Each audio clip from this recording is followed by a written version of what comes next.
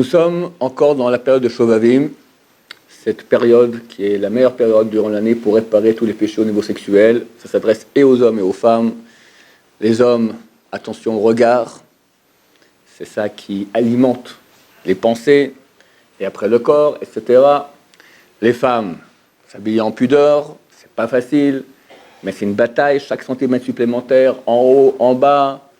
Il y a un travail à faire considérable. Personne ne voit ce travail.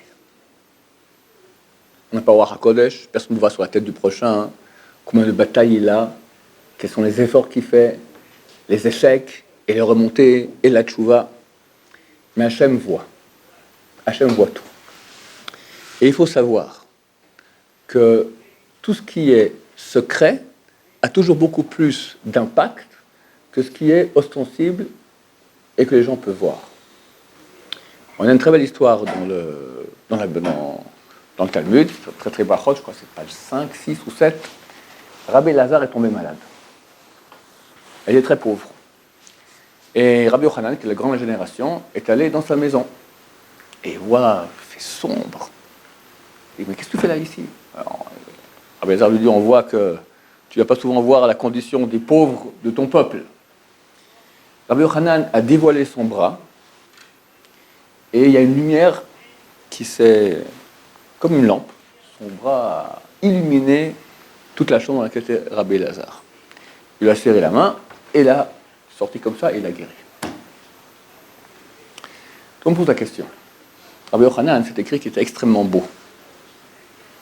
Je raconte à quel point il était beau. Une petite parenthèse. À l'époque, les critères de beauté étaient différents que les nôtres aujourd'hui. Il était extrêmement gros. Bibendum. Et c'est marqué que sa beauté était comme celle de Yaakov Avinu. Et celle de Yaakov Avinu était comme celle du premier homme. Extrêmement beau. À un point tel qu'il y avait le chef des brigands, il s'appelait Resh Lakish. Il s'appelait Shimon ben Lakish à l'époque. Il se baladait au bord du Jourdain, tout coup il voit une fille, Miss Monde, en train de se laver dans le Jourdain. Il ne réfléchit pas longtemps, il saute dans l'eau près d'elle, tac. Il voit, elle est énorme. Quelle beauté. Du coup, il voit mieux, c'est un homme. Et pas n'importe qui, Rabbi Yochanan, de grande génération, l'Archouma. Rabbi Yochanan lui dit, écoute, je vois que tu as une force terrible.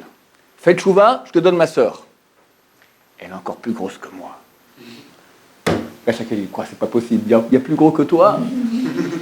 Banco, je fais tchouva.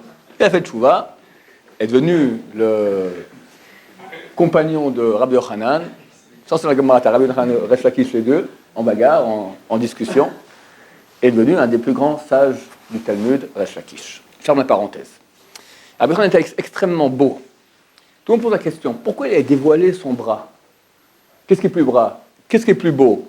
La tête, le visage ou le bras? Le visage. Donc, il aurait dû rentrer dans la maison de Rabbi Lazare qui était tellement sombre, il montre son visage, ça illumine tout. C'est clair que le visage illumine beaucoup plus que le bras. Disent les commentateurs, non. Pourquoi? Le visage, il est visible. Le bras, il est caché. Ce qui est caché a beaucoup plus d'impact chez Hachem.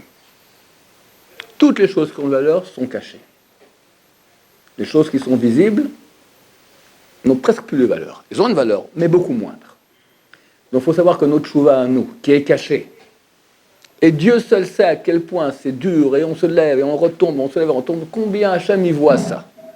Et il note tout cela, et ça a une valeur énorme. Et grâce aux gens qui font tchouva, surtout maintenant, cette période-là, qui est difficile, et il y a tellement d'épreuves, et des fois ils réussissent, des fois ils retombent.